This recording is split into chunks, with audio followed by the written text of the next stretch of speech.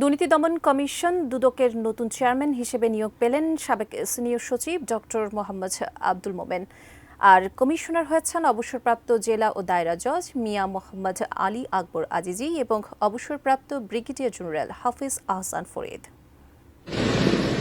ছাত্র জনতার অভ্যুত্থানে ক্ষমতার পালাবদলের আড়াই মাসের মাথায় পদ ছেড়েছিলেন দুর্নীতি দমন কমিশন দুদকের চেয়ারম্যান মোহাম্মদ মঈনুদ্দিন আবদুল্লাহ এবং অপর দুই কমিশনার মোহাম্মদ জহুরুল হক ও মোসাম্মদ আসিয়া খাতুন। শেখ হাসিনা সরকারের সময় দায়িত্ব পেয়েছিলেন তারা।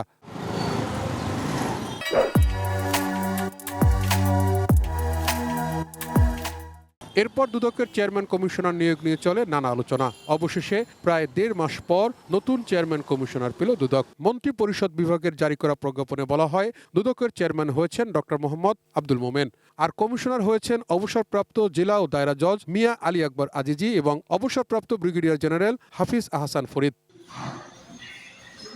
এদিকে নবনিযুক্ত চেয়ারম্যান আর কমিশনারদের বরণ করতে প্রস্তুত দুদক। পরিষ্কার করা হয়েছে তাদের কক্ষ আর আসবাবপত্র।